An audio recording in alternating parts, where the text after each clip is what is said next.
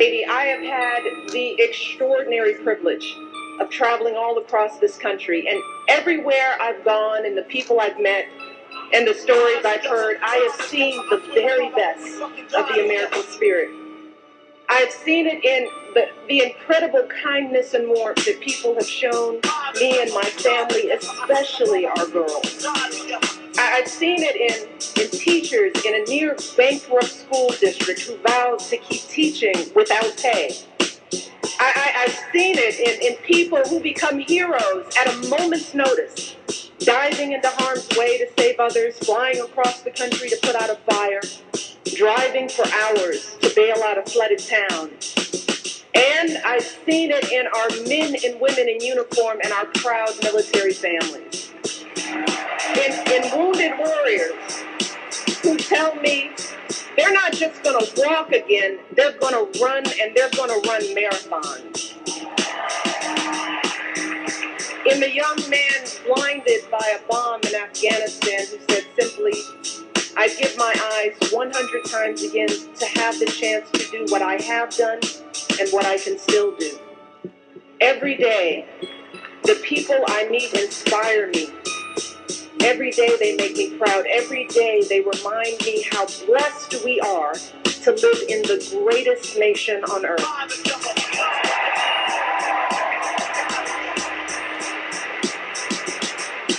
Serving as your First Lady is an honor and a privilege. But back when we first came together 4 years ago, I still had some concerns about this journey we've begun. While I believed deeply in my husband's vision for this country, and I was certain he would make an extraordinary president, like any mother, I was worried about what it would mean for our girls if he got that chance. Now, how will we keep them grounded under the glare of the national spotlight? How would they feel being uprooted from their school, their friends, and the only home they'd ever known? See, our life before moving to Washington was filled with simple joys. Saturdays at soccer games, Sundays at grandma's house, and a date night for Barack and me was either dinner or movie, because as an exhausted mom, I couldn't stay awake for both. And the truth is, I loved the life we had built for our girls. And I deeply loved the man I had built that life with. And I didn't want that to change if he became president. I loved Barack just the way he was. You see, even back then, when Barack was a senator and a presidential candidate, to me, he was still the guy who picked me up for our dates in a car that was so rusted out. I could actually see the pavement going by in a hole in the passenger side door. He was the guy whose proudest possession was a coffee table he found in a dumpster. And whose only pair of decent shoes was a half size too small. But see, when Barack started telling me about his family, see, now that's when I knew I had found a kindred spirit. Someone whose values and upbringing were so much like mine. You see, Barack and I were both raised by families who didn't have much in the way of money or material possessions, but who had given us something far more valuable. Their unconditional love, their unflinching sacrifice, and the chance to go places they had never imagined for themselves.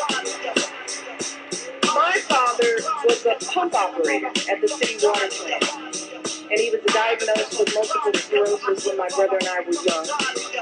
And even as a kid, I knew there were plenty of days when he was in pain. And I knew there were plenty of mornings when it was a struggle for him to simply get out of bed. But every morning, I watched my father wake up with a smile. Now, grab his walker, prop himself up against the bathroom sink, and slowly shave and button his uniform. And when he returned home after a long day's work, my brother and I would stand at the top of the stairs of our little apartment, patiently waiting to greet him, watching as he reached down to lift one leg and then the other to slowly climb his way into our arms.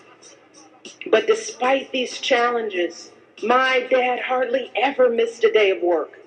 He and my mom were determined to give me and my brother the kind of education they could only dream of. And when my brother and I finally made it to college, nearly all of our tuition came from student loans and grants. But my dad still had to pay a tiny portion of that tuition himself. And every semester he was determined to pay that bill right on time, even taking out loans when he fell short.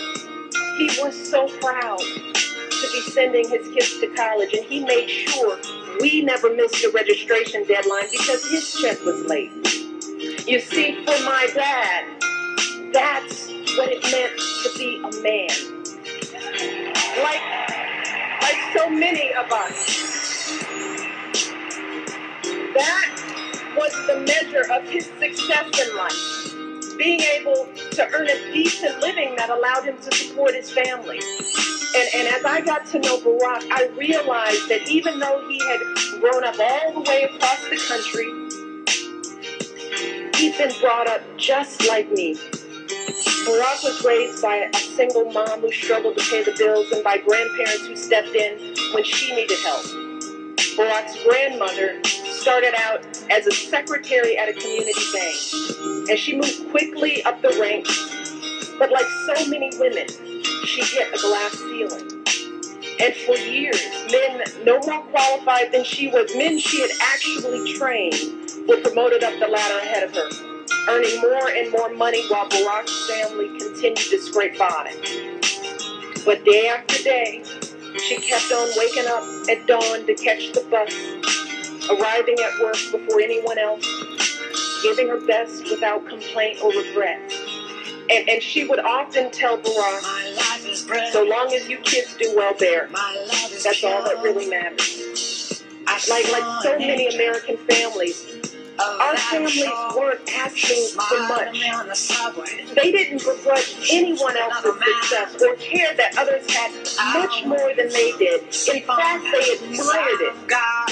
They simply believed in that fundamental American promise that even if you don't start out with much, if you work hard and do what you're supposed to do, you should be able to build a decent life for yourself and an even better life for your kids and grandkids.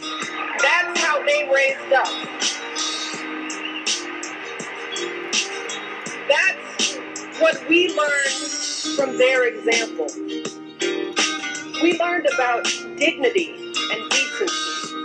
That how hard you work matters more than how much you make. That helping others means more than just getting ahead yourself. We learned about honesty and integrity.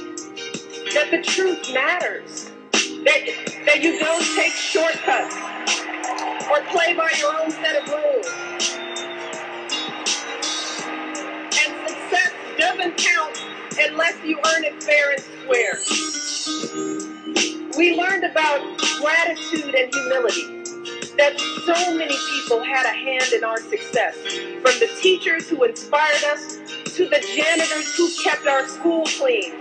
And we were taught to value everyone's contribution and treat everyone with respect. Those are the values that Barack and I and so many of you are trying to pass on to our own children. That's who we are. And standing before you 4 years ago, I knew that I didn't want any of that to change if Barack became president.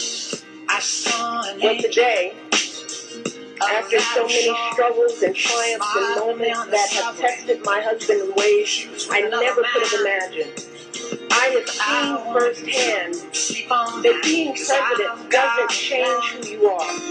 No, it reveals who you are.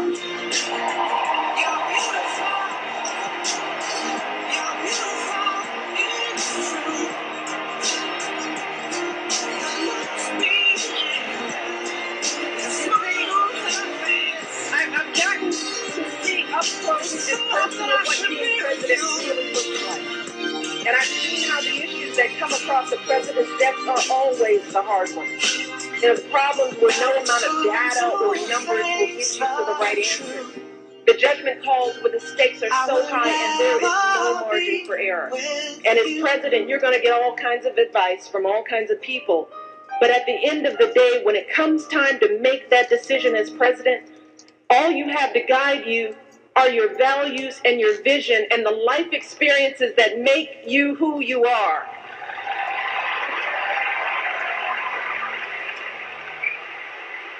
So, well, I started the foundation when it comes to rebuilding our economy, Barack is thinking about folks like my dad and like his grandmother. He's thinking about the pride that comes from a hard day's work. That's why he signed the Lilly Ledbetter Fair Pay Act, to help women get equal pay for equal work. Well, I started the foundation a little while ago just to rescue greyhounds. That's awesome. Yeah. Why he cut taxes for working families and small businesses and fought to get the auto industry back on its feet. That's how he brought our economy from the brink of collapse to creating jobs again. Jobs you can raise a family on. Good jobs. Right here in the United States of America.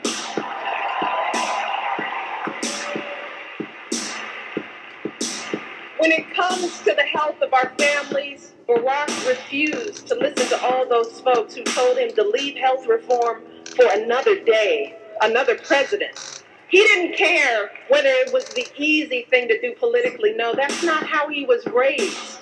He cared that it was the right thing to do.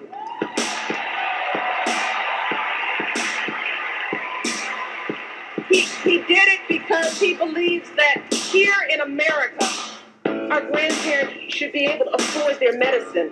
Our kids should be able to see a doctor when they're sick. And no one in this country should ever go broke because of an accident or an illness.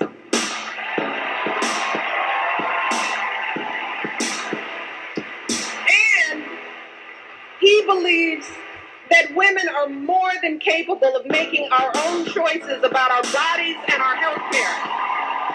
That's what my husband stands for.